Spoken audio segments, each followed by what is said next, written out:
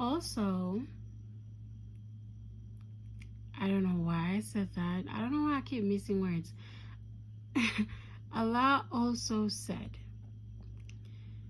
and whenever there comes down a surah chapter from the Quran, some of them hypocrites say, which of you has had his faith increased by it?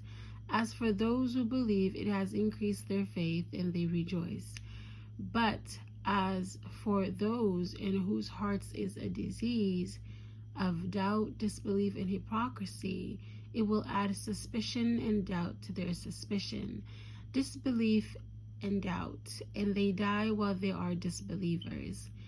See, they not that they are put,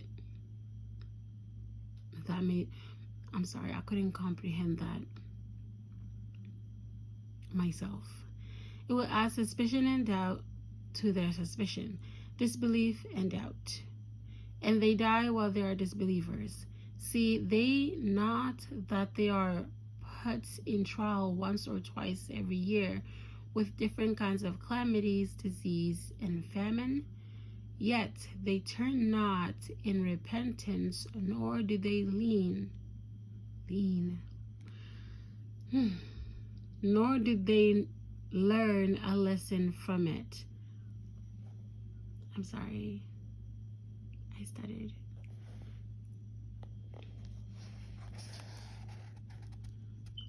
Therefore, dear Muslims, who amongst us has these qualities?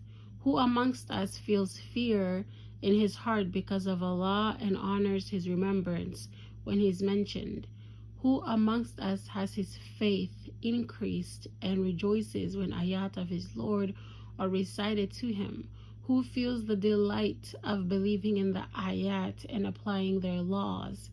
Who amongst us truly trusts in Allah rather than in any among the creation? Who amongst us performs the prayers as it should be performed, perfectly and on time? Who amongst us gives from what Allah has granted him by paying zakat and helping the needy, the relatives, and the poor? When contemplating the condition of Muslims in the present time, we find many Muslims who do not practice Iman or Islam except whomever Allah wills among them to have faith.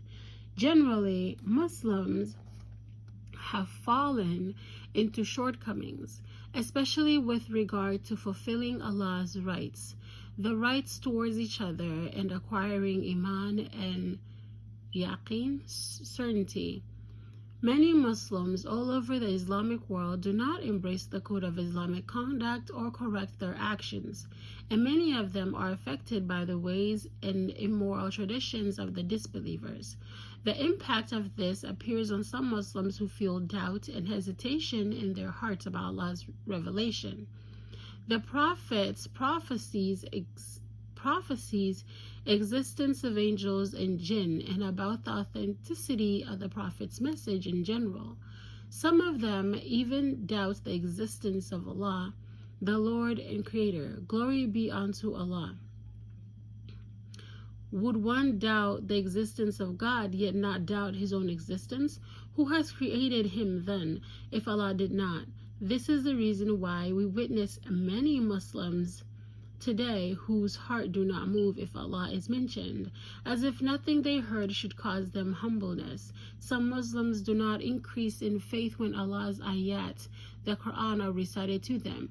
Rather, they increase in wickedness and sin, mock Allah's ayat, and shun implementing them out of arrogance. Some Muslims in present times do not trust Allah, but instead trust in material possessions in this life.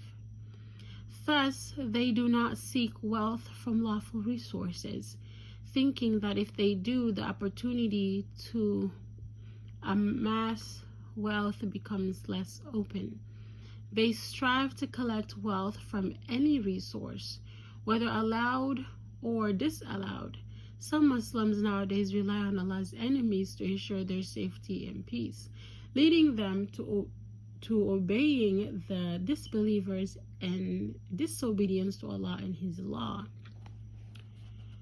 Verily, verily, those who have turned back as disbelievers after the guidance has been manifested to them, Satan has beautified for them, and Allah prolonged their term. This is because they said to those who hate what Allah has sent down. Give me a moment.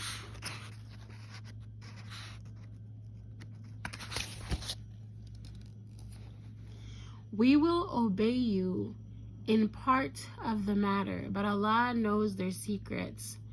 Then how, when the angels will take their souls at death, smiting their faces and their backs? That is because they followed that which angered Allah and hated that which pleased Him. So He made their deeds fruitless. We find that those Muslims who obey and follow their enemies in matters that contradict Islamic law do so because of their weak trust in Allah and their strong reliance on something other than Him. They are amazed at the strength of Allah's enemies and think that all power is in their hands.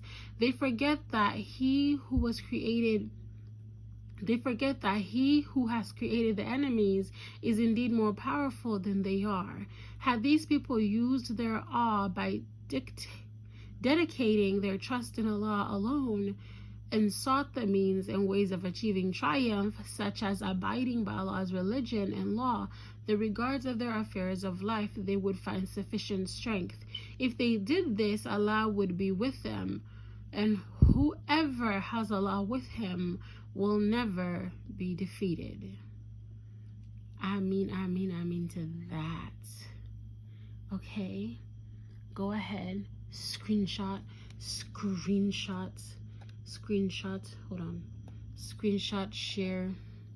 Okay, bye, or read it for yourself. Bye.